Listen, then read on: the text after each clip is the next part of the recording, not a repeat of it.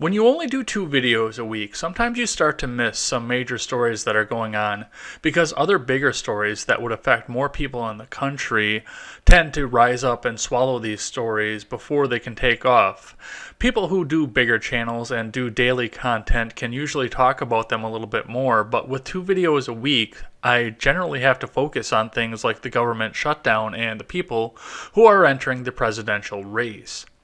Over the course of the last couple weeks, 2 major stories have cropped up that are societal in nature, and I would have loved to talk about both of them at the time, but I'm really glad that I waited at this point. When you look at both of these stories from a broader spectrum, you start to see that something disappeared from our culture over the last 2 years, and with the nature of the stories and the way that the mainstream media is trying to keep them in the spotlight, or put them in the spotlight in general, you start to see that our mainstream media is trying to force this narrative right back into our society and force us to start talking about it again. Almost 3 weeks ago, razor company Gillette put out an advertisement that got almost everybody on the internet talking about it, in the mainstream media, in the alternative media, and in people who just comment on politics on Twitter and Facebook generally. Let's have a look at this ad. Bullying. The Me Too movement against sexual Toxic harassment. masculinity. Is this the best a man can get? Is it? We can't hide from it. Sexual harassment is taking over. It's been going on far too long. We can't laugh it off. Who's the daddy? What I actually think she's trying to say. Making the same old excuses. Boys will be boys. Boys will be boys. Boys will be boys. But something finally changed. Allegations regarding sexual assault and sexual harassment. But she says And there will be no going back. Because we believe in the best in men. Men need to hold other men accountable. Smile, sweetie. Come on. To say the right thing. To act the right way. Bro, not cool. Not cool. Some already are. In ways big Yo, men. We're acting like we're gonna shake it. and small. I am strong. But some is not enough. It's not how we treat each other, okay? Okay. Because the boys watching today will be the men of tomorrow.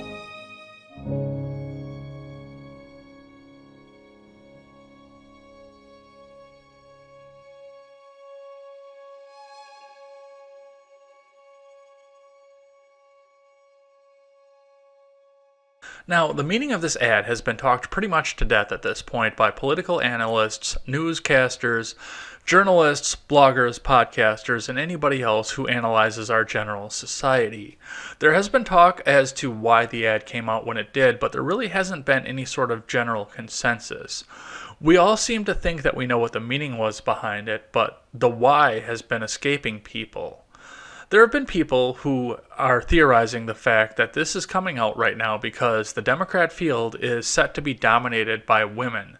Joe Biden may become the front runner of it, but the majority of people who have either formed the exploratory committee or come out right out and said that they are running for president right now have been women on the Democrat side.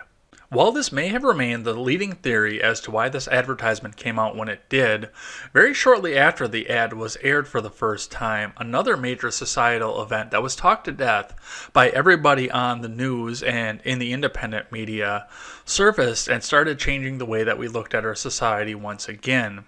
When we pan out at this event and the Gillette ad together, we start to see a broader brush that seems to be used to paint our society in a way that we used to look at our society long ago. I'm of course talking about the events that happened at the March for Life with the students from Covington High School. Let's have a look at the video that was released that started this entire conversation.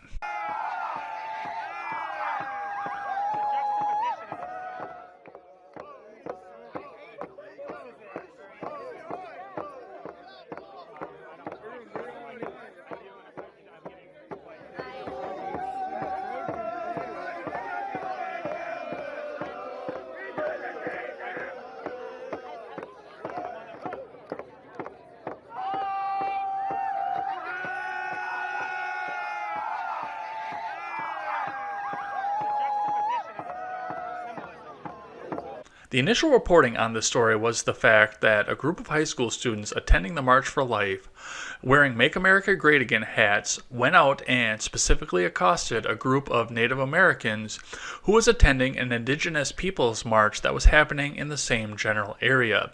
And by this video, you would definitely think that was what went on. However, this video went on to be widely debunked, and the members of the mainstream media went the extra mile to try and paint the students at this particular high school in an increasingly negative light, trying to show the fact that they are still being bullies and the fact that they were still at fault for everything that happened at the March for Life. We haven't really heard about bullying for quite a while. It was a social media buzzword for a considerable amount during the 2016 election and after President Trump was elected into office. And it remained to be a dominating social media buzzword, even leaking into the mainstream media, right up until the Parkland shooting happened. And during one of the rallies for the survivors of the Parkland shooting, a Cuban American girl admitted to the fact that she was one of the bullies of the shooter of the school, right out on camera into the microphone for everybody to hear. If we forgot what that sounded like, let's have a look at this clip and have a reminder. Since he was in middle school, it was no surprise to anyone who knew him to hear that he was the shooter. Those talking about how we should have not ostracized him, you didn't know this kid. Okay, we did. It was after that clip that the narrative on bullying stopped, and that's because the narrative changed about it. It wasn't a straight white male problem anymore, even though one of the perpetrators who got the most famous from it was a straight white male. You also saw a variety of races that were intermixed from both genders who were admitted to be the bullies of the student who came back and shot up the school. And now we're sitting here going into an election cycle in which a straight white male is the incumbent and definitely stands a very high chance of winning re-election. And we look at an ad like the Gillette ad in which we see the narrative of boys will be boys, and we see two children who are scrapping on the ground, the result probably of one of them being bullied at a party and nobody stepping in to do anything about it. And it's heavily implied by the ad the fact that these children who are bullying are going to grow up to be the scumbags who are perpetrating the Me Too movement. Furthermore, so long as people continue to believe the narrative that's being fed to them by the mainstream media about the students from Covington High School, the story about bullying stays the same.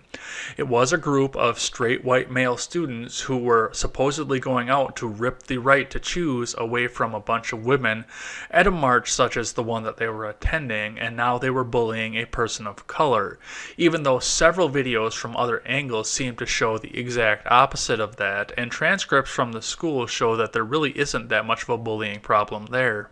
And don't misread what I'm saying about these students. I'm not saying that the events that happened at the March for Life involving these high school students was planned in any way.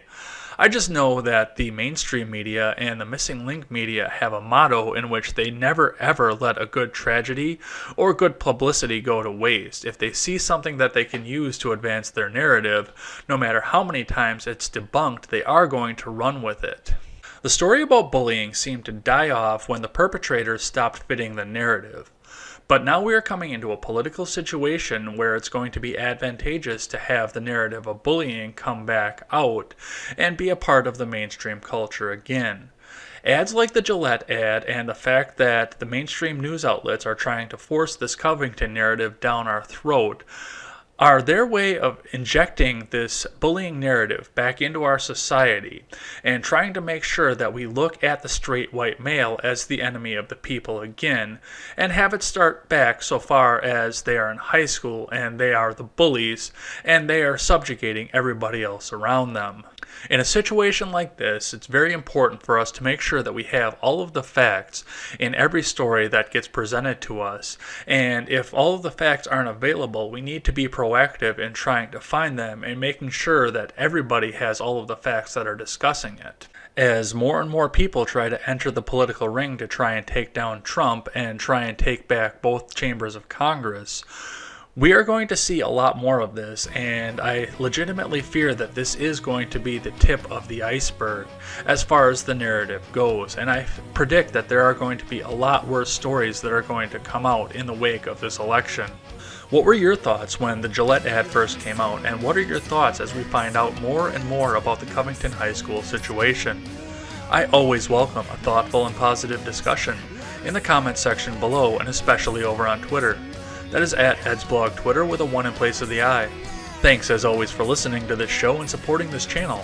And remember, never take the words of bloggers, podcasters, or journalists as gospel. Find all the facts and draw your own conclusion. Take care.